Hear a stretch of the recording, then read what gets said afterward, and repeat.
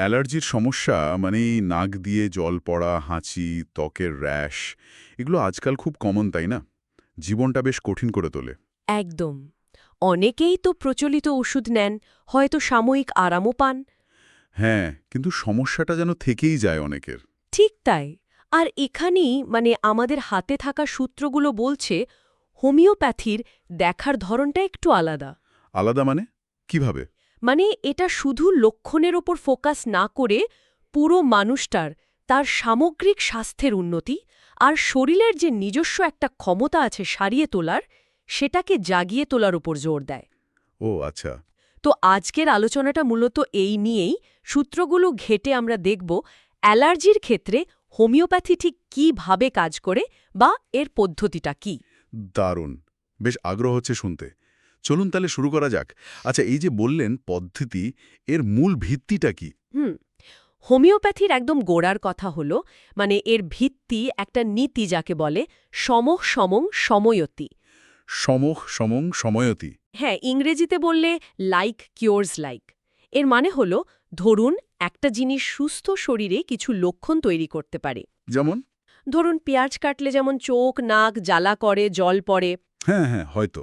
তো ওই পেঁয়াজ থেকেই তৈরি ওষুধের অতি সূক্ষ্ম মাত্রা যদি কোনো অসুস্থ ব্যক্তির মধ্যে একই রকম লক্ষণ দেখা যায়, তাকে নিরাময় সাহায্য করতে পারে। এটাই মূল ধারণা। ইন্টারেস্টিং। অষ্টাদশ শতকে ডক্টর স্যামুয়েল হ্যানিম্যান এই পদ্ধতির সূচনা করেন। মূল লক্ষ্য হল শরীরের ভেতরের যে চিউই শক্তি তাকেই উদ্দীপিত করা। তার মানে এই যে র্যাশ বা হাঁচি হচ্ছে, শুধু সেটার চিকিৎসা নয়, পুরো মানুষটার ব্যাপারটাকে দেখা হচ্ছে। একদম ঠিক ধরেছেন। হোমিওপ্যাথি রোগীর শারীরিক গঠন, তার মানসিক বৈশিষ্ট্য, এমনকি রোগের প্রতি তার এক ধরনের প্রবণতা, যাকে আমরা হোমিওপ্যাথি পরিভাষায় মায়াজম বলি। মায়াজম? এটা কি জিনিস? এটা হলো ধরুন একটা গভীর মূল দুর্বলতা বা প্রবণতা, যা অনেক সময় বংশগতও হতে পারে। ও আচ্ছা।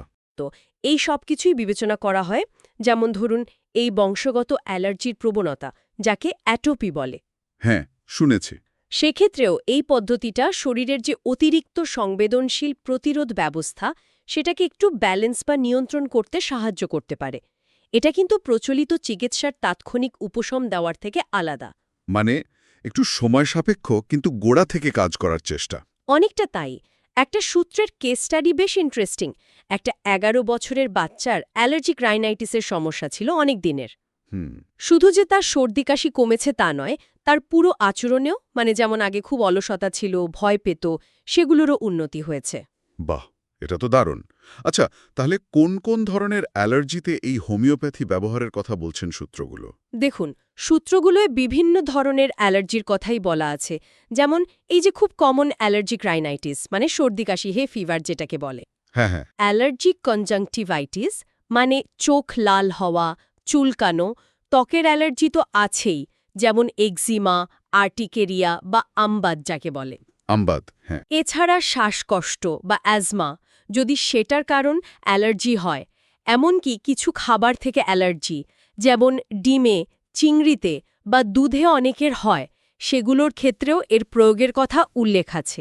অনেকগুলো ক্ষেত্রেই তো তাহলে। আচ্ছা, ওষুধগুলো কিভাবে বাছা হয়? কয়েকটা উদাহরণ দিলে হয়তো বুঝতে আরেকটু সুবিধে হবে। নিশ্চয়ই। যেমন ধরুন অ্যালিয়াম সেপা, এটা সাধারণ পেঁয়াজ থেকে তৈরি। পেঁয়াজ থেকে? হ্যাঁ, এটা ব্যবহারের কথা বলা হয় যখন ওই নাক আর চোখ দিয়ে খুব জ্বালাযুক্ত জল পড়ে আর গরম ঘরে সেটা বাড়ে, কিন্তু খোলা হাওয়ায় বেরোলে একটু আরাম লাগে। ও, বেশ নির্দিষ্ট লক্ষণ তো। হ্যাঁ, আবার ধরুন আর্সেনিকাম অ্যালবাম, এটার কথা ভাবা হয় যখন নাক দিয়ে যে জলটা পড়ছে সেটা ঠোঁটের আশেপাশে লেগে জ্বালা ধরায়, রোগীর মধ্যে বেশ অস্থিরতা থাকে, কিন্তু সে গরমে আরাম পায়, গরম পানীয় বা গরম সেক দিলে ভালো লাগে। আচ্ছা। এই আর্সেনিকাম অ্যালবামটা মাছ থেকে হওয়ার অ্যালার্জিতেও কাজে লাগতে পারে, এমন উল্লেখও আছে। হুম। আর ত্বকের অ্যালার্জির ক্ষেত্রে? ধরুন আমবাত বা র্যাশ। ত্বকের জন্য বেশ কিছু ঔষধের উল্লেখ আছে। হুম। যেমন আপিস মেলিফিকা, হুম। এটা তৈরি হয় মৌমাছির বিষ থেকে। মৌমাছি? হ্যাঁ, এটা তখন ব্যবহার হয় যখন ত্বক হঠাৎ করে ফুলে ওঠে, হুম। লাল হয়ে যায়, মনে হয় যেন হুল ফুটিয়েছে, আর খুব জ্বালা চুলকানি থাকে। কিন্তু ঠান্ডা লাগালে মানে ঠান্ডা শেক বা ঠান্ডা জলে আরাম হয়। আচ্ছা, ঠান্ডায় আরাম, হুম। মনে রাখবো। আরেকটা হলো আর্টিকিয়া ইউরেন্স। হুম। ধরুন চিংড়ি মাছ বা কাঁকড়া এই শেলফিশ জাতীয় কিছু খেয়ে যদি আমবাতের মতো র্যাশ বেরোয় তখন এটা উপকারী হতে পারে। ও, এটা তো অনেকেরই হয়। হ্যাঁ, আর আরেকটা খুব পরিচিত ঔষধ হলো সালফার। হুম। এটা তখন ভাবা হয় যখন ত্বকের র্যাশে ভীষণ চুলকানি আর জ্বালা থাকে, হুম। যেটা গরমে বা স্নানের পর বেড়ে যায় আর চুলকানোর পর জায়গাটা আরও বেশি জ্বালা করে। বাহ, মানে প্রত্যেকটা ওষুধের জন্য খুব নির্দিষ্ট কিছু লক্ষণ দেখতে হয়। একদম। তবে একটা কথা মনে রাখা খুব জরুরি, এগুলো কিন্তু শুধু উদাহরণ। হ্যাঁ, তা তো বটেই। কোনো রোগের জন্য কোনটা ঠিক হবে, তার মাত্রা কি হবে, এটা বোঝার জন্য একজন অভিজ্ঞ হোমিওপ্যাথিক ডক্টরের পরামর্শ নেওয়াটা মাস্ট। মানে সূত্রগুলো বারবার বলছে, নিজেরা আন্দাজে ওষুধ ব্যবহার করা একদমই উচিত নয়। খুবই গুরুত্বপূর্ণ কথা, কারণ লক্ষণগুলো মিলিয়ে দেখাটা তো বেশ সূক্ষ্ম কাজ মনে হচ্ছে। এখানে ডাক্তারের অভিজ্ঞতাটাই আসল, তাই না? ঠিক তাই। এখানেই অভিজ্ঞতা আর খুব খুঁটিয়ে পর্যবেক্ষণ করার ব্যাপারটা আসে। প্রতিটি রোগীর নিজস্ব শারীরিক মানসিক লক্ষণের পুরো ছবিটা মিলিয়েই সঠিক ঔষধ নির্বাচন করতে হয়। বুঝলাম। আচ্ছা, এই যে পদ্ধতিটা এত ব্যক্তিগত লক্ষণের ওপর নির্ভরশীল, এর কার্যকারিতা নিয়ে কি কোনো পর্যবেক্ষণ বা স্টাডির কথা আছে সূত্রগুলোতে? হ্যাঁ, কিছু স্টাডি বা পর্যবেক্ষণের কথা উল্লেখ করা হয়েছে। সেগুলোতে দেখা গেছে যে হোমিওপ্যাথিক চিকিৎসায় অ্যালার্জির লক্ষণ কমেছে বা প্রচলিত ওষুধের ওপর নির্ভরতা কমেছে অনেকের। ও, তাহলে তো আসার কথা। হ্যাঁ, তবে সূত্রগুরুর একাও বলছে যে এই বিষয়ে আরও বড় আকারে আরও কঠোর নিয়ম মেনে গবেষণার প্রয়োজন আছে। বিশেষ করে ফুড অ্যালার্জির মতো ক্ষেত্রে নির্ভরযোগ্য তথ্যের পরিমাণ এখনও হয়তো ততটা বেশি নয়। আচ্ছা, মানে আরও রিসার্চ দরকার। একদম। তাহলে আজকের এই আলোচনা থেকে যেটা স্পষ্ট হলো, হোমিওপ্যাথি অ্যালার্জিকে একটু অন্য অ্যাঙ্গেল থেকে দেখছে। মানে শুধু উপসর্গ চাপা দেওয়া নয়, বরং পুরো মানুষটার স্বাস্থ্য, তার শরীরের ভেতরের ভারসাম্য, সেটাকে ফিরিয়ে আনার চেষ্টা করছে। ঠিক বলেছেন, এটাই মূল ব্যাপারটা। এটা খুবই পার্সোনালাইজড একটা চিকিৎসা পদ্ধতি।